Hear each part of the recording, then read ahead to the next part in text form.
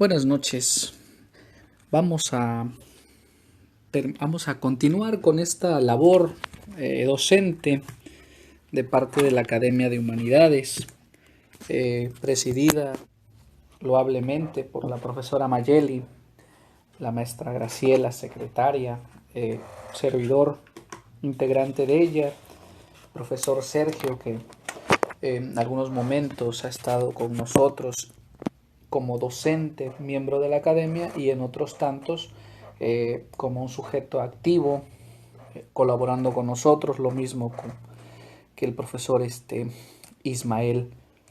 Bueno, pues vamos a hacer ciertas acotaciones, pero antes de las acotaciones, quisiera yo transmitir un pequeño mensaje para aclarar ciertas dudas correspondientes al regreso a clase o al fin de la cuarentena.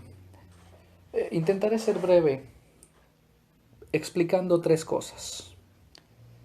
He tenido diálogo con muchas personas y dentro de ese diálogo algunas me dicen, oye, ¿y por qué a mí no me da? ¿Por qué a mí el COVID no me da? Bueno, esto es fruto de una mala educación. Cuando tomamos la escuela solo como algo impositivo y no le damos el verdadero peso importante a las distintas materias, pues tenemos este tipo de aseveraciones. Es fruto de un país que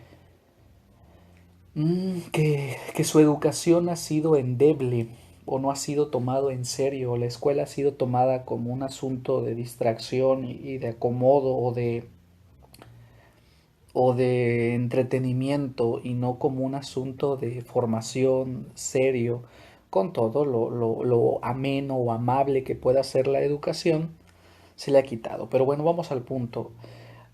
Lo puedes tener tú el COVID y porque tengas un sistema de defensas bien constituido, tus glóbulos rojos, tus glóbulos blancos estén en los estándares adecuados, glóbulos rojos.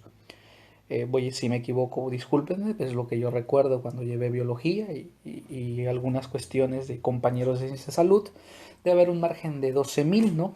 De estándar en sangre. De cuando no tienes cuando no eres anémico, cuando comes bien, cuando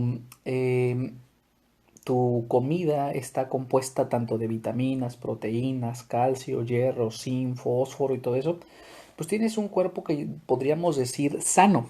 Entonces, podría estar el virus en ti, pero el virus no te hace a ti el mal por lo que mencioné, pues porque está sano.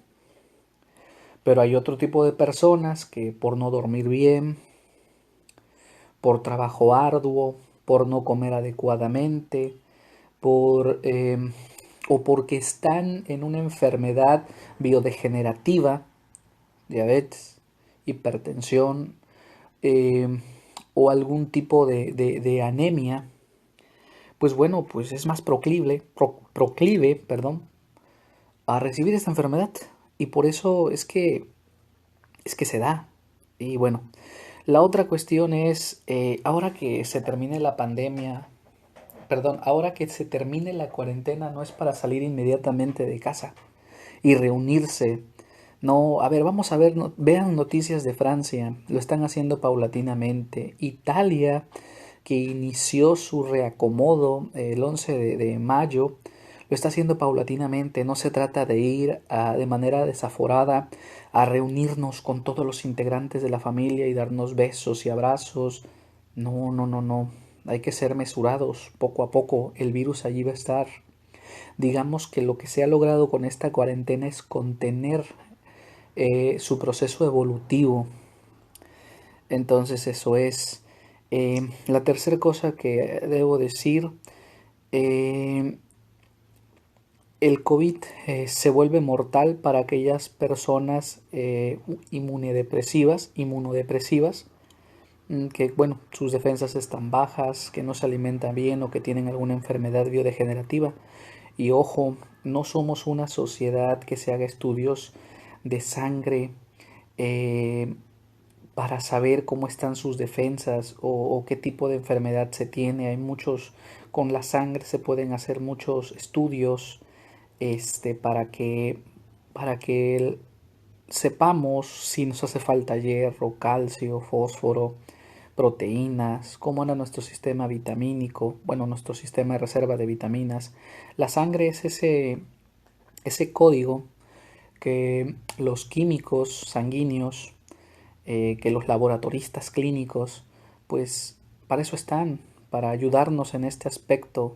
Hay que invertirle al año, no quiero verme como abuelito o cura de pueblo, lo que nos tomamos de cervezas o de alguna botellita de licor, o en los cigarros, o en mi caso el puro, el tabaco, dar una reserva anual para hacerte esos estudios generales de sangre.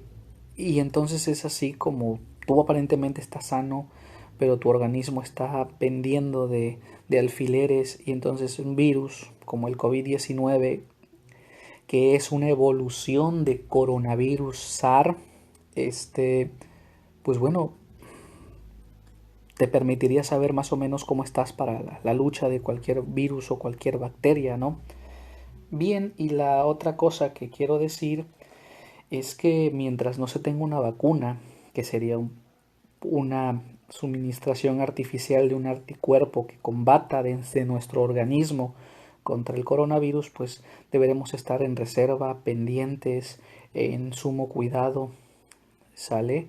Entonces, bien, esa es la aclaración que de antemano debo hacer en un afán no de molestar, sino en un afán de enseñar, de transmitir cierto conocimiento que me ha dado la escuela, pero también me ha dado mi contacto con mis compañeros que no son propiamente de humanidades, que son de ciencias de la salud, que son de laboratorio clínicos, o por el conocimiento de medicina que yo pudiera tener. Entonces, por eso es importante la escuela, porque la escuela es un gran hemisferio donde uno puede conocer distintas cosas, distintas ciencias. Entonces, jóvenes, chavos del Cebetis, jóvenes que escuchen este audio, personas que escuchen esta grabación, tomen a la escuela con seriedad. Yo no estoy diciendo que no rían, echen relajo, hagan fiestas o convivio. Simplemente estoy diciendo hay que tomar la escuela con seriedad, porque en la escuela hay varias cosas que no nos sirven inmediatamente, pero después nos van a servir para la vida. ¿De acuerdo? Muy bien, pues bueno, siguiendo en temas de filosofía, y como lo había dicho yo en el audio anterior, donde hablábamos sobre esa cuestión de que si en los astros estaba nuestro futuro, o como dicen estos muchachos del antimanual, Michel y José Antonio, Michel Onfray como organizador de las lecciones del antimanual de filosofía, y José Antonio Marina como el prólogo, como el prologuista de este libro. Entonces, bueno, hay un apartado que ya vimos, pero ahora vamos a ver a otro apartado que le corresponde a todas las áreas. Este apartado lleva por título ¿qué hace la Gioconda en el comedor de vuestros abuelos? Aquí el tema central del texto es el arte, y el objetivo general es comprender lo que más o menos Adorno define cuando nos dice que es el arte. Voy a ir leyendo por partes o por renglones para ir como comprendiendo este asunto. Dice Teodoro Adorno: el arte encarna lo opuesto a la ideología y a la comodidad. Representa la promesa de la felicidad y la utopía social. Ojo, el arte, según Teodoro Adorno, no tiene que ver con la erudición o con lo exquisito, sino que el arte va más allá de esto. O sea, el artista no es un sujeto cómodo. Es un sujeto que a través de su arte está expresando una realidad que no todos perciben y que a través de su expresión él intenta transmitir otras realidades en sentido utópico. La utopía hay que tener mucho cuidado porque dicen, pues la utopía, topos, utus, negación, topos, lugar, un lugar que no existe. Espérate, no existe, pero no está imposibilitado de no existir. Aclaro, no existe la vacuna del coronavirus, contra el coronavirus, pero no estoy diciendo que no va a existir. Lo mismo pasa con el fenómeno de utopía. No quiere decir que no existe ni existirá. Quiere decir que al momento no existe, pero está en proceso de construcción. La palabra utopía, pues si la vemos gramaticalmente, pues ahí está. Pero si la vemos literariamente en Campanelli, Tomás Moro, en el utopismo francés, ¿sí? Por ejemplo, en el libro de El genio del cristianismo, de Chateaubriand, pues nosotros vemos que ahí se habla de un fenómeno cristiano que dices, ¿y cuándo existió? Si a nosotros nos han dicho que el cristianismo fue la Inquisición, la muerte, el oscurantismo, y ahí en el libro El genio del cristianismo se nos está presentando algo utópico, es decir, algo que se buscaba construir, pero digamos que no se logró. La ciudad de Dios de San Agustín, que tampoco se logró definir o construir como lo había pensado San Agustín. O vamos a pensar en, bueno, distintas obras, ¿no? Pero no quiero detenerme en esto. Va contrario a la ideología, es decir, el arte no se encajona en elementos meramente ideológicos dictados. El arte va más por fuera o más al lado de lo que se somete como algo general para todos. Bueno, seguimos con esta definición de Adorno. La obra de arte dice la verdad en un lenguaje distinto a la teoría social crítica. Los Miserables de Víctor Hugo. La leemos y de manera desde los ojos del arte literario nos está expresando una realidad que la teoría social la presentaría como cruel. El cine de Buñuel, por ejemplo, Nazarín, que es una obra, es un guión, película posteriormente fundamentada en Benito Pérez Galdós, en un libro que se llama así, Nazarín, siglo antes de que existiera la película. Se está explicando la realidad de un pueblo con un cura y la realidad de un obispado que culpan a Nazarín de algo que no hizo, y bueno, Nazarín termina preso. No diré más allá de la película, es una película vieja y a lo mejor no les interese, pero lo quiero poner como ejemplo. Es decir, se está expresando una realidad que pocos vemos o que la teoría social la diría tan de golpe. El arte va por otros caminos, ¿sí? Por ejemplo, el muralismo mexicano, Siqueiros, bueno, pensemos en estos. Intentaban educar a México en su historia. Y si lo hubieran hecho a través de los libros no se logra. ¿Por qué? Por un detalle. No se sabía leer y escribir en la gran parte de nuestro país. Entonces el arte transmite de otra manera sutil o diferente a una teoría cruda. En el texto que nos presentan los muchachos del antimanual, la pregunta es provocadora: ¿qué hace? Y voy a irme un poco rápido pero preciso. O sea, ¿qué hace la Gioconda en el comedor de vuestros padres, de vuestros abuelos? Y no la entiendo. ¿Qué es eso? Sí, la Gioconda o Mona Lisa o el retrato de Mona Lisa. ¿Qué hace aquí Última Cena, con platanitos y chayotes, o con un bistec. Pero si no había, vean ustedes cómo pues, en la época de Jesús, en esa zona desértica de Jerusalén, Belén de Judá, pues no había plátanos, porque hay plátanos, porque hay manzanas. Eh, la piedad, la escultura de la piedad, no le entendemos. El grito, no le entendemos. El arte surrealista, el fauvismo. Entonces viene a hacerse la pregunta, esa Gioconda que está en el comedor de mis padres, de mis abuelos, ¿no es original? ¿Por qué la tenemos ahí? Porque se ha concebido al arte de que si tienes una pieza de arte es que te acercas a un estado social o a un estatus social burgués o a un estatus social mejor.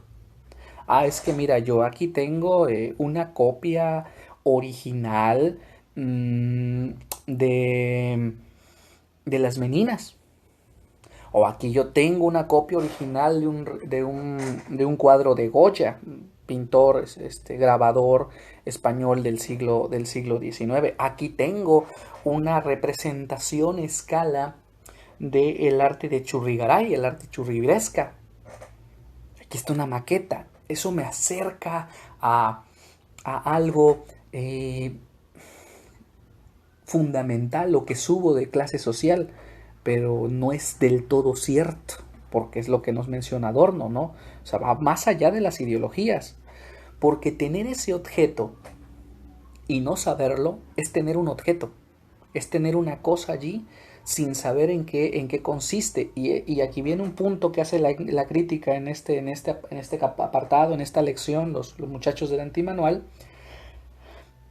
La escuela, o por la prisa de la escuela, o por dejar al arte como algo inútil, no se nos ha formado para entender el arte. Y dado a que no se nos ha formado por entender el arte sube de precio. Nadie adquiere arte, o muy pocos adquieren arte. En el Museo del Prado. El arte la llenamos de sensores para que no se la roben, porque en el mercado negro se venden tantos. Y en México o en los países tienen sus grandes museos y son patrimonio de la humanidad o son patrimonio nacional y no se debe robar. El penacho de Moctezuma que anduvo dando la vuelta en Austria. Entonces, lo pongo como ejemplo, ¿no? Eso no se debe robar, eso no se debe comprar. Todo el arte que está en la Capilla Sixtina, todo el arte que es la ciudad de Roma, todo el arte que puede haber en la ciudad de Orizaba, desde la arquitectura, con el Palacio de Hierro, eh, desde la misma pintura con los murales que están en el municipio, la sede del municipio, en las ciudades, en Orizaba, por ejemplo. El reloj de las catedrales, la misma catedral es una pieza artística y no tiene un valor, sino, no tiene un valor monetario, tiene un valor artístico, sutil, pero si nosotros o a nosotros no se nos ha enseñado a entender, a dimensionar el arte de las cosas que me rodean en mi ciudad, en mi municipio, si no he sido llevado a los museos en algún momento de mi formación escolar, yo no tengo esa idea de arte, no sé de qué se trata, me es inútil, no me interesa verla. No me interesa ver las estatuillas, no me interesa ver que hubo un arte moderno, que hubo un arte real, bueno, realista, romántica. Recomiendo leer, por ejemplo, Las palabras y las cosas de Michel Foucault, donde hace ciertas aseveraciones a un cuadro artístico de las Meninas. Eh, eh, el péndulo de Foucault hace un gran estudio sobre varios fenómenos artísticos de la Europa de la época del Barroco. Entonces, para ir llegando a otro punto, el problema con el arte de que nos es alejada, pues es que no hemos aprendido a apreciarla, pero no solo a sorprendernos de ella, o emocionarnos por ella, sino a conocerla, a dimensionarla. Porque el artista, no sabemos qué quiso decir el artista. ¿Por qué? Porque el artista lo hizo en un código oculto. Bueno, hoy en día sí es un código oculto. ¿Por qué? Porque han pasado muchos siglos y muy pocos saben la cuestión de, eh, de qué es lo que se quiso decir con ese código. En el cuestionario que ustedes tienen que resolver, jóvenes, dice, ¿hay algún objeto en tu casa que no sepas qué es? Bueno, ahí van a ponerlo y van a describirlo. ¿Conoces a un artista? Y ahí viene el otro punto. No conozco al arte, pues tampoco conozco al artista. A lo mejor en el otro semestre, en otra generación, numérame a 10 artistas que te hayan mencionado en tu formación de preescolar hasta la prepa. Es decir, nos han alejado del arte. Pero resulta que en este proceso de alejamiento del arte vamos a encontrar dos interesantes fenómenos. El arte kitsch, que se entiende como un arte de reciclaje, un arte de lodos. Hay dos nociones. Arte que se hace a través de fenómenos reciclados, como por ejemplo crear yo mi propia Gioconda, pero no, pues copiando el cuadro de Da Vinci, pero copiando una para mí. O haciéndome yo la última cena de Leonardo, ¿sí? O haciéndome los cuadros o las expresiones de Miguel Ángel, de Donatello, ¿sí? O copiar los murales de la UNAM, copiarlos en mi casa. Eso es lo que se denomina el arte kitsch, es decir, ese arte que se vuelve un poco más barata, ese fenómeno artístico que lo hago yo para mí porque quiero acercarme a él. Pero hay quien dice que el arte kitsch no tiene estructura, no tiene medición, no tiene rigurosidad. Y los del arte kitsch dicen, es que yo no quiero eso, yo solo quiero tener una expresión de arte. Entonces resulta que el arte kitsch nos permite crear con cosas recicladas, ensamblar un tapete, por ejemplo. eh, para nadie es extraño que los altares de muertos, de altares de muertos en nuestro país sean verdaderas piezas artísticas. Desde el acomodo de las flores, el acomodo de las velas, la estructura de los arcos, los escalones, o el mismo arbolito de Navidad, la misma corona del Adviento. Eh, entonces resulta que el arte kitsch es un arte desprendida de los cánones de medición artística. O sea, es una forma de llevar el arte a un terreno mucho más lego. Lego quiere decir no tan formado como artista.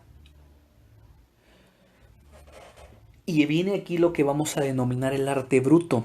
Es decir, ese arte que vamos nosotros generando a través de una decoración en un centro de mesa. Un tapete donde ponemos el retrato de nuestros abuelos, pero es un tapete tejido a mano con flores, con botoncitos. O también podemos decir esos lienzos que pintó la abuela y que después se forraron con algún hule y es donde ponemos nuestros platos a la hora de la comida. O esas palmitas de los domingos de Ramos, que es a través de algo ya seco, de una palma ya seca, le voy dando su estructura y le hago conchitas y le hago la figura de Jesús, o le hago una cruz, o le hago un burrito, o le saco eh, adornos o la pinto. Ese es el arte kitsch, el arte bruto, que no busca trascender, pero sí busca expresar algo, sí busca, por supuesto, evolucionar. Es decir, cómo aprender otras formas de hacer arte con menos recursos y sin una evaluación para ser premiado, reconocida o que quede a la posteridad. Hay cosas que se preservan, como el altar de muertos. Pero la verdad es que no tenemos en México un altar de muertos que tenga más de 500 años. más de un año. Al otro día lo quitamos, nos lo comemos y dentro de un año haremos otro. Es decir, es un arte efímero. Y que hay alguna taxonomía, hay algún esquema para hacer ese arte o para hacer ese arbolito, no está escrito, pero lo sabemos de generación en generación. Bien, y aquí vienen varios puntos importantes. Uno de los puntos importantes, bueno, por ahí ustedes leerán la actividad, pero yo quiero remitir solo a uno.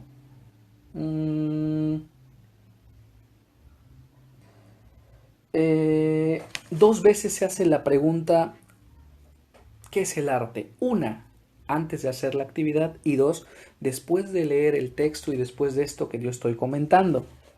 ¿Por qué? Porque el arte no hay que alejarla, el arte hay que acercarla. Y aquí viene la tarea del docente. Y no estoy hablando de un docente de humanidades o de uno de literatura o de uno de artes plásticas. Estoy hablando del docente como tal. El docente debe transmitir a las nuevas generaciones las corrientes artísticas. Debe transmitir a las nuevas generaciones formas de apreciación artística, las bellas artes y las artes brutas o las artes kitsch. Voy a poner un ejemplo.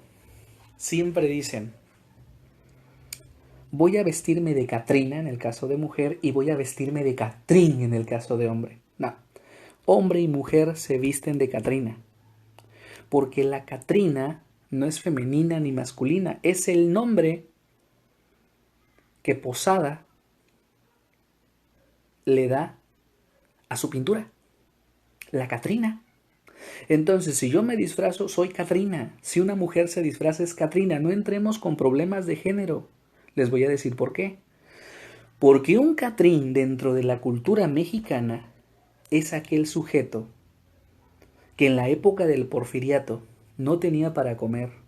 Sus familiares estaban en la miseria, pero él vestía de traje francés, que toda su vida había juntado para comprarse un traje francés o un traje británico y usarlo. El de la lotería, pues, el Catrín de la lotería. Entonces, una mujer, un hombre se visten de Catrina, aludiendo al cuadro de Posada. Si ustedes ven, aquí me está ocurriendo para la próxima actividad en otro año, describir la Catrina de Posadas, de Guadalupe. Y cómo esa pintura que él hizo es distinta a las que después se van consolidando. Por ejemplo, los conservadores del arte mexicana es un insulto que la Catrina lleve un sombrero de plumas. ¿Sí? Entonces, esto que explico tiene que ver con ese alejamiento del arte, con que no conocemos el arte. ¿Sí? Bien, una de las cosas que nos mencionan en la lectura es que el arte kitsch y el arte bruto se burla de los cánones que alejan al arte del pueblo común o de la gente común. Vamos a pensarlo en la música. Muy pocas personas ya se saben la escala de sol, por ejemplo. ¿Por qué? Porque la música que hoy escuchamos es una música de sintetizador, es una música de pura percusión, o mejor dicho, de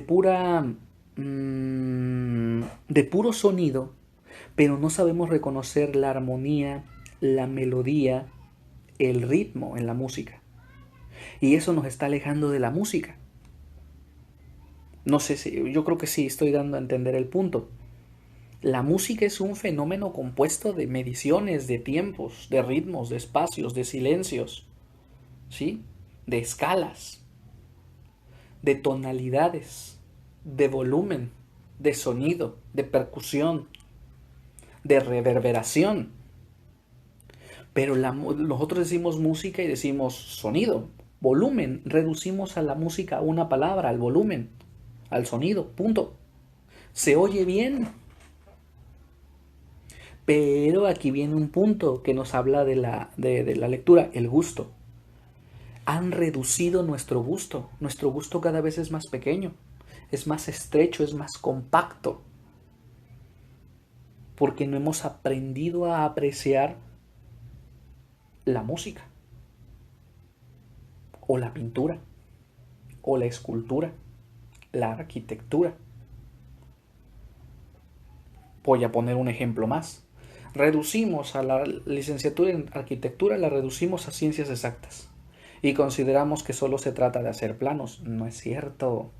La arquitectura tiene mucho de las humanidades en tanto a la interpretación humanista con el fenómeno de lo bello, de lo estético, de lo armonioso. Son muchos factores que han transcurrido en nuestra sociedad que nos han opacado nuestra apreciación artística, que nos han reducido nuestros ojos, nuestros oídos, nuestros sentidos para apreciar las bellas artes. El arte kitsch es una de las posibilidades que se nos están presentando para poder reinventarnos y generar arte que, como dice Adorno, nos presenten la realidad social desde una manera no tan cruda como los teóricos sociales, de una manera más sutil, como lo puede ser el artista. Bueno, muchachos, esta actividad, bueno, es bastante sencilla, es leer y comprender y reflexionar sobre la necesidad que el humano tiene de nutrir su alma generando arte, conociendo arte y entendiendo al artista. Cuídense mucho, saludos a su familia, aprovéchenlos para darles besos, abrazos y saludos de mi parte.